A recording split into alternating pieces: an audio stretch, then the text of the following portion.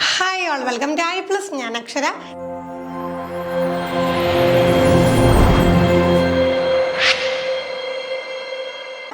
എക്സാമിനേഷനും seated എക്സാമിനേഷനും common ആയിട്ടുള്ള psychology questions നമ്മൾ 4 സെക്ഷനിലായിട്ട് discuss ചെയ്തിട്ടുണ്ടായിരുന്നു. അപ്പോൾ അതിൻ്റെ ഒരു കണ്ടിന്യൂഷൻ ആയിട്ടുള്ള കുറച്ച് ക്വസ്റ്റ്യൻസ് ആണ് ഇന്ന് നമ്മൾ കൊണ്ടുവന്നിട്ടുള്ളത്. എത്ര ചോദ്യങ്ങളുടെ ഉത്തരം കണ്ടെത്താൻ സാധിച്ചു എന്ന് തീർച്ചയായിട്ടും നിങ്ങളെ കമൻറ്റ് ചെയ്യുക. ആദ്യത്തെ ചോദ്യത്തിലേക്ക് കടക്കാം. In A progressive class room assessment, ഒരു പ്രോഗ്രസീവ് ആയിട്ടുള്ള ക്ലാസ് റൂമിൽ അസസ്മെൻറ്റ് എങ്ങനെയായിരിക്കണം? Dynamic, objective, summative, normative. അപ്പം നോക്കി, പ്രോഗ്രസീവ് ആയിട്ടുള്ള ക്ലാസ് റൂം എന്ന് പറഞ്ഞാൽ നമുക്കറിയാം പുതിയൊരു പെഡഗോജിക്കൽ അപ്രോച്ച് വെച്ചിട്ടുള്ള ഒരു ക്ലാസ് റൂമാണ്. അപ്പോൾ അവിടെ എപ്പോഴും എന്ത് കാര്യം നമ്മൾ ശ്രദ്ധിക്കണം? അസസ്മെൻറ്റിന് വളരെയധികം പ്രാധാന്യമുണ്ട്. അസസ്മെൻറ്റ് അറ്റ് ദ എൻഡിലൊന്നുമല്ല, ടൈംലി ആയിട്ട് സ്പെസിഫിക് ആയിട്ടുള്ള അസസ്മെൻറ്റുകളൊക്കെ നടന്നു പോകും. അതോടൊപ്പം അതിന് നമ്മൾ ശ്രദ്ധിക്കേണ്ട കാര്യം എന്താണ്? അത് ഒബ്ജക്റ്റീവ് ആകണോ, സമ്മേറ്റീവ് ആകണോ, നോർമേറ്റീവ് ആണോ? ഒബ്ജക്റ്റീവും സമ്മേറ്റീവും നോർമേറ്റീവും ഒക്കെ നമ്മൾ എന്താണ് കോമൺ ആയിട്ട് പഠിച്ചിട്ടുള്ളതാണ്. പക്ഷേ ഒരു പ്രോഗ്രസീവ് ക്ലാസ് റൂമുകളിൽ എന്താണ്, സാഹചര്യം അനുസരിച്ച് എന്ത് ചെയ്യണം? അസസ്മെൻറ്റിൽ നമ്മൾ ഫ്ലെക്സിബിലിറ്റി കൊണ്ടുവരണം. അതെപ്പോഴും എന്താണ്, ഇപ്പോൾ ഒരേപോലെ തന്നെ അസസ്മെൻറ്റ് നടത്തി കൊണ്ടുപോകാൻ പാടില്ല. അതെപ്പോഴും എന്തായിരിക്കണം, സാഹചര്യം അനുസരിച്ചുകൊണ്ട് മാറ്റങ്ങൾക്ക് വിധേയമാകേണ്ടതുണ്ട്. അങ്ങനെ വരുമ്പോൾ എന്തായിട്ട് വരും ആൻസർ? അത് ഡൈനാമിക് ആണ്. പ്രോഗ്രസീവ് ക്ലാസ് റൂമിൽ അസസ്മെൻറ്റ് എപ്പോഴും എന്താണ്, ഡൈനാമിക് ആയിട്ടുള്ള, എപ്പോഴും എന്ത് ചെയ്യണം, നമ്മളിങ്ങനെ ഓരോ ഘട്ടത്തിലും കുട്ടികളെ ഇങ്ങനെ അസസ് ചെയ്ത് പോകുന്ന ഒരു രീതിയാണ്. അപ്പോൾ അവിടെ നമ്മൾ ഈ ഫോർമേറ്റീവ്, സമ്മേറ്റീവ്, നോർമേറ്റീവ് ഒക്കെ നമുക്ക് എന്താണ് നമ്മുടെ മനസ്സിലേക്ക് കടന്നെത്തും. പക്ഷേ ഏറ്റവും ആപ്റ്റായിട്ട് പ്രോഗ്രസീവ് എഡ്യൂക്കേഷൻ വരുമ്പോൾ ഏറ്റവും ആപ്റ്റായിട്ട് വരുന്നത് എന്താണ്? അവിടെ ഡൈനാമിക് ആയിട്ടുള്ള അസസ്മെൻ്റ് ആയിരിക്കണം. അടുത്ത ചോദ്യം, which of the following process essential in meaning making of the information received from environment and store it further in memory? അപ്പോൾ ചോദ്യമൊക്കെ കേൾക്കുമ്പോൾ എന്താ വലിയ സംഭവമായിട്ടൊക്കെ തോന്നും. പക്ഷേ വളരെ ബേസിക് ആയിട്ടുള്ളൊരു കാര്യമാണ് ചോദിച്ചിട്ടുള്ളത്. എന്താണ്?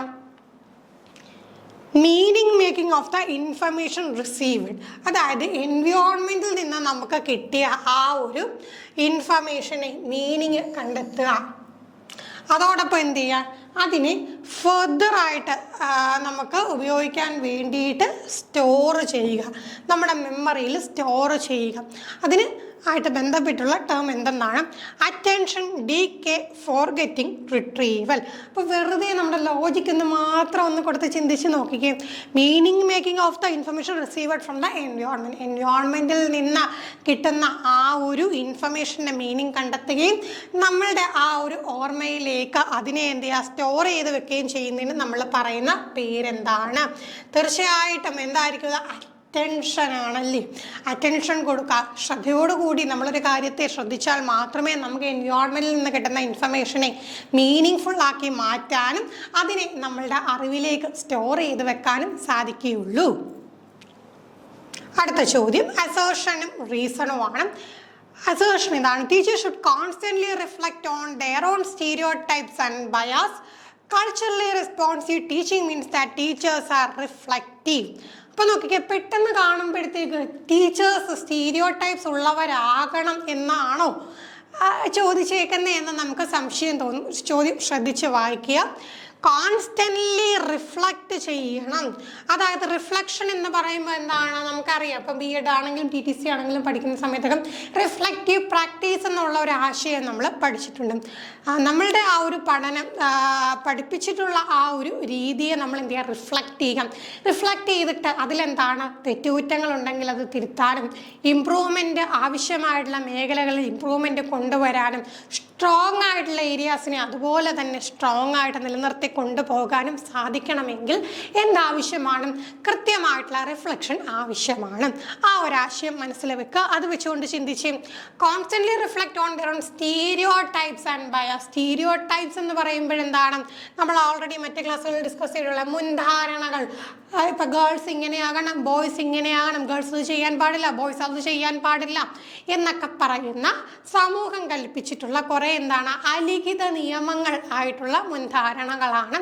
ഇവ നമ്മൾ സ്റ്റീരിയോ ടൈപ്സ് എന്ന് പറയും. ബയാസ് എന്ന് പറയുമ്പോൾ എന്താണ്? ചായ്വാണ്, അല്ലെങ്കിൽ ഒരു പെർട്ടിക്കുലർ ഭാഗത്തോട്ടുള്ള ചായ്വ്, അതിനെ നമ്മൾ ബയാസ് എന്ന് പറയും. അപ്പോൾ തങ്ങൾക്ക് സ്റ്റീരിയോ ടൈപ്സ് ഉണ്ടോ, ബയാസ് ഉണ്ടോ എന്നുള്ള കാര്യം എന്ത് ചെയ്യാം? കോൺസ്റ്റന്റ് ആയിട്ട് റിഫ്ലക്റ്റ് ചെയ്യണം. അല്ലാതെ സ്റ്റീരിയോ ടൈപ്പും ബയാസും ഉണ്ടാകണം എന്നല്ല പറയുന്നത്. സ്റ്റീരിയോ ടൈപ്സും ബയാസും ഉണ്ടോ എന്നുള്ള കാര്യം തീർച്ചയായിട്ടും എന്ത് ചെയ്യണം? കോൺസ്റ്റന്റ് ആയിട്ട് റിഫ്ലക്റ്റ് ചെയ്യണം എന്നാണ് പറഞ്ഞിട്ടുള്ളത്. തീർച്ചയായിട്ടും ശരിയായിട്ടുള്ള കാര്യം തന്നെയാണല്ലേ. അപ്പോൾ നമുക്ക് എന്താണ്? ടീച്ചർ എന്നുള്ള നിലയിൽ നമ്മൾ സ്വയം ചിന്തിക്കണം, സ്വയം ആലോചിച്ച് നോക്കണം. എൻ്റെ പ്രവർത്തികളിൽ ഇത്തരത്തിലുള്ള സ്റ്റീരിയോ ടൈപ്പുകളും ബയാസും കടന്നു വരുന്നുണ്ടോ? ഉണ്ടെങ്കിൽ എന്താണ്? നമ്മൾക്ക് അത്തരം കാര്യങ്ങൾ പാടില്ല എന്നുള്ള കാര്യവും നമ്മൾ അറിഞ്ഞിരിക്കണം. അടുത്ത reason, cultural responsive teaching means teachers are reflective. Cultural responsive teaching എന്ന് പറയുമ്പോഴത്തേക്കും ടീച്ചേഴ്സ് എപ്പോഴും റിഫ്ലക്റ്റീവ് ആയിരിക്കണം. തീർച്ചയായിട്ടും റിഫ്ലക്റ്റീവ് ആയിരിക്കണം എന്നുള്ള കാര്യം നമുക്ക് അറിയാം. അത് ഒന്നാമത്തെ ആശയത്തിൽ നിന്ന് തന്നെ നമുക്ക് കിട്ടി. അപ്പോൾ നമുക്ക് എന്താണ്, നേരത്തെ നമ്മൾ കഴിഞ്ഞ സെക്ഷനിലൊക്കെ പറഞ്ഞ പോലെ അസേർഷനും റീസണും കറക്റ്റാണ്, അസേർഷൻ ശരിയാണ്, റീസൺ തെറ്റാണ്, അപ്പം രണ്ടും ശരിയാണ്, രണ്ടും തെറ്റാണ്, കറക്റ്റ് എക്സ്പ്ലനേഷൻ ആണ്, കറക്റ്റ് എക്സ്പ്ലനേഷൻ അല്ല. ഇത്രയും ഓപ്ഷൻസ് ആണ് ഇത്തരം ചോദ്യങ്ങളിൽ നമുക്ക് വരാറുള്ളത്. അത് നമ്മൾ എന്ത് ചെയ്യുക? ആദ്യം തന്നെ നമ്മുടെ മനസ്സിലാവും ഉത്തരം കണ്ടെത്തിയ ശേഷം ഓപ്ഷൻസിൻ്റെ ലിസ്റ്റിൽ അതുണ്ടോ എന്ന് നോക്കുക. തീർച്ചയായിട്ടും നമുക്ക് മനസ്സിലാക്കാൻ കഴിയുന്ന കാര്യം എന്താണ്?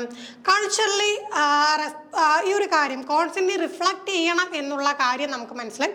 ഇനി കൾച്ചറലി റെസ്പോൺസീവ് എന്ന് പറഞ്ഞു കഴിഞ്ഞാൽ അതെപ്പോഴും എന്താണ്? ടീച്ചേഴ്സ് റിഫ്ലക്റ്റീവ് ആണ് എന്നുള്ള കാര്യമായിട്ട് കണക്റ്റ് ആവുന്നില്ല. കൾച്ചറൽ റെസ്പോൺസീവ് എന്ന് പറയുമ്പോൾ എല്ലാ കൾച്ചറിനെ എന്ത് ചെയ്യണം? ഒരേപോലെ സെൻസിറ്റൈസ് ചെയ്യാനും എല്ലാവരെയും ഒരുപോലെ കാണാൻ കഴിയണം. അതും റിഫ്ലക്ഷൻ്റെ ഭാഗമായിട്ട് വരും. പക്ഷേ കൾച്ചറലി റെസ്പോൺസീവ് ടീച്ചിങ് എന്ന് പറഞ്ഞാൽ ടീച്ചേഴ്സ് റിഫ്ലക്റ്റീവായിട്ട് മാത്രം ഇരുന്നിട്ട് കാര്യമില്ല. ടീച്ചറിന് സ്റ്റീരിയോടൈപ്സ് ഉണ്ടോ, ബയാസ് ഉണ്ടോ എന്ന് നോക്കണം. അത് മാത്രം പോരല്ലോ. പകരം എന്ത് ചെയ്യണം? എല്ലാ കൾച്ചറിനെയും ഒരുപോലെ ഇൻക്ലൂഡ് ചെയ്യാനും സെൻസിറ്റൈസ് ചെയ്യാനും സാധിക്കണം. അപ്പോൾ എന്ത് ചെയ്യുന്നുണ്ട്? ഈ ഒരു സംഗതി കറക്റ്റായിട്ട് എന്താണ്? റീസൺ ആയിട്ട് വരുന്നില്ല. മാറും കറക്റ്റാണ്, പക്ഷേ ഇതിൻ്റെ കറക്റ്റ് എക്സ്പ്ലനേഷനിലോട്ട് നമുക്ക് എന്താണ്? കണക്ട് ചെയ്യാനായിട്ട് പറ്റില്ല. അപ്പോൾ അതൊക്കെ ശ്രദ്ധിച്ച് നോക്കിയാൽ മാത്രമേ നമ്മൾ കറക്റ്റ് ആയിട്ടുള്ള സംഗതികൾ പഠിച്ച ശേഷം ലോജിക്കും കൂടെ അപ്ലൈ ചെയ്താൽ മാത്രമേ നമുക്ക് കറക്റ്റ് ഉത്തരം ഇവിടെ കിട്ടുകയുള്ളൂ. അടുത്ത ചോദ്യം, dyslexia is a dash condition which impacts learner's ability to dash. കണ്ടല്ലേ, നമുക്ക് ഒന്നിലധികം ഗ്യാപ്സ് ഫില്ല് ചെയ്യേണ്ട തരത്തിലുള്ള ചോദ്യങ്ങൾ വരും.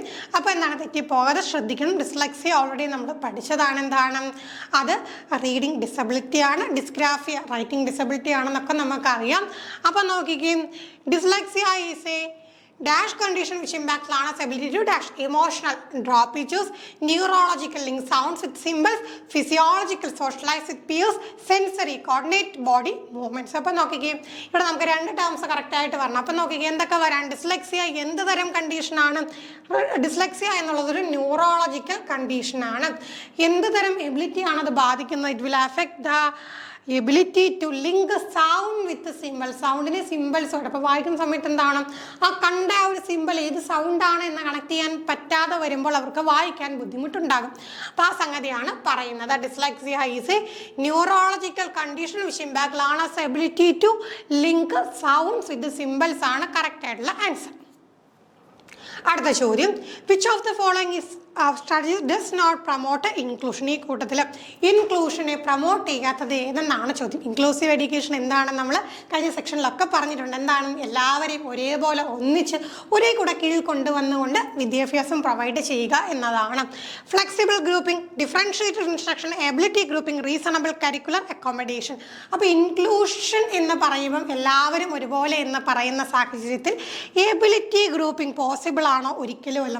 എബിലിറ്റി അനുസരിച്ച് തരംതിരിച്ച് കഴിഞ്ഞാൽ എല്ലാവരും ഒരുപോലെയാണ്. പല രീതിയിൽ എബിലിറ്റി ഉള്ളവർ എന്ത് ചെയ്യും? പല പല ഗ്രൂപ്പുകളിലാണ്. അവിടെ ഇൻക്ലൂഷൻ പോസിബിൾ അല്ല. എന്നാൽ ഫ്ലെക്സിബിൾ ഗ്രൂപ്പിംഗ് ഓക്കെ പോസിബിൾ ആണ്. ഫ്ലെക്സിബിൾ ആയിട്ട് നമുക്ക് ഗ്രൂപ്പ് ചെയ്യാം. ഡിഫറൻഷ്യേറ്റഡ് ഇൻസ്ട്രക്ഷൻ, ലേണറിൻ്റെ ആവശ്യം അനുസരിച്ചുകൊണ്ട് പല തരത്തിലുള്ള ഇൻസ്ട്രക്ഷൻസ് ടീച്ചേഴ്സിന് പ്രൊവൈഡ് ചെയ്യാം. റീസണബിൾ കരിക്കുലർ അക്കോമഡേഷൻ, റീസണബിൾ ആയിട്ട് നമുക്ക് എന്ത് ചെയ്യും? കരിക്കുലർ ഒക്കെ എന്ത് ചെയ്യും? അക്കോമഡേറ്റ് ചെയ്യാം. അതൊക്കെ ഇൻക്ലൂഷൻ്റെ ഭാഗമാണ്. എന്നാൽ എബിലിറ്റി ഗ്രൂപ്പിംഗ് ഒരിക്കലും എന്താണ്? ഇൻക്ലൂഷൻ്റെ ഭാഗമായിട്ട് വരുന്നില്ല. അപ്പോൾ ഇത്രയും കാര്യങ്ങളാണ് നമുക്ക് ഇന്നത്തെ സെക്ഷനിലൂടെ ഡിസ്കസ് ചെയ്യാനായിട്ടുള്ളത്. മറ്റൊരു സെക്ഷനുമായി നമുക്ക് വീണ്ടും കാണാം. താങ്ക്